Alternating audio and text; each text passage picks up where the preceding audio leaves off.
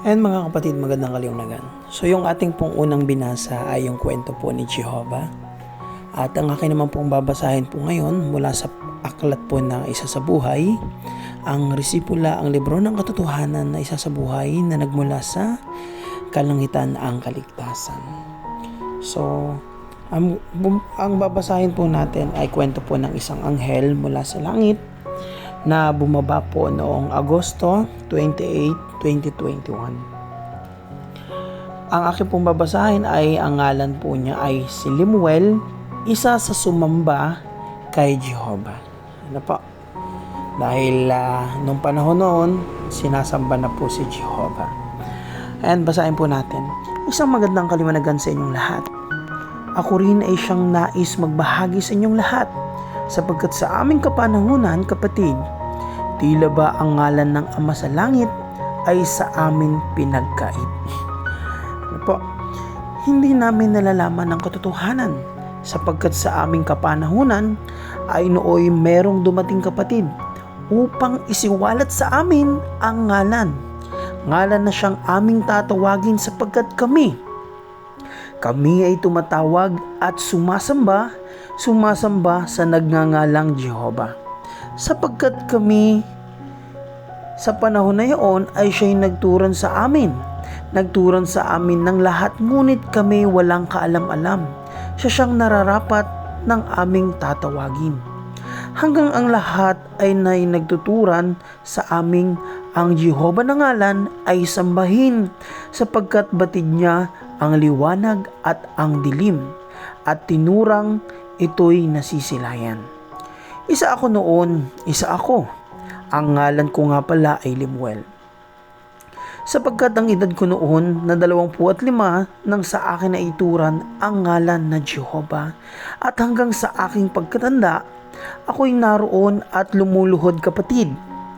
Ako'y hindi na nagkaroon ng kabiyak, sapagkat ang tangi ko na lamang tinitingnan ay ang libro at ang lilong ng kawalan na nanatili ako doon mula sa aking edad na 25 hanggang sa aking pagtanda na 99 na taon. 99. So 99 years old. Mula 25 years old siya hanggang sa 99 years old. Nanatili siya doon.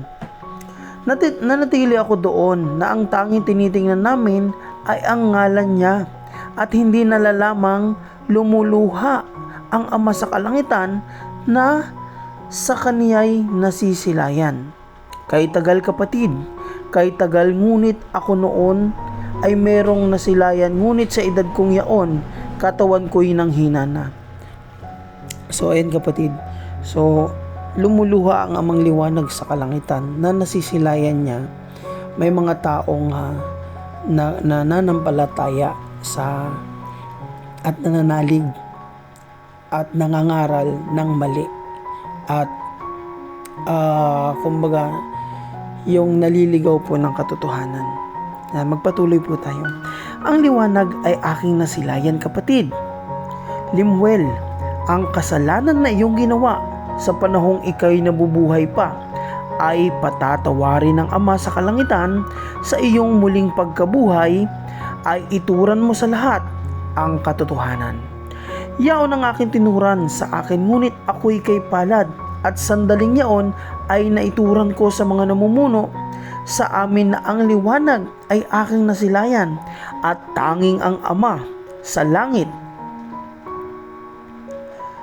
batid ko na ang siyang katotohanan, kaya't ako'y narito sa inyong muling magtuturan na merong ang Ama sa langit, ang liwanag sa kalangitan.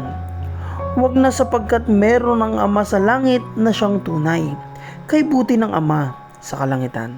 Sa tagal ng panahon na ako'y lumuluhod sa kawalan, at ako'y pinatawad at muling nasa inyong harapan nagtuturan.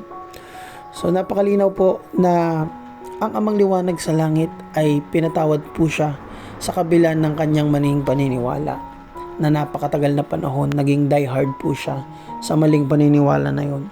Pero wala po siyang kasalanan kasi hindi rin naman po niya alam ang katotohanan. Kaya siya po ay pinatawad ng Amang liwanag sa langit. Ang aking kaarawan ay ang araw na ito. Tanging iyong tahanan sapagkat hindi mawawala ang mali sa lahat ng tama. Hindi mawawala ang kasalanan sa lahat ng kabutihan. Ito'y nariyan sapagkat ang iyong kaisipan ay nariyan. Iyong pakatatandaan ang lahat ng aking tinuran. Maraming salamat. Ayan, napaka gandang mensahe po. No? So, yung nabasa natin, yung kwento ni Jehovah, at nabasa rin po natin yung isa sa sumamba kay Jehovah. So, nanaligtas rin at nasa langit po ngayon.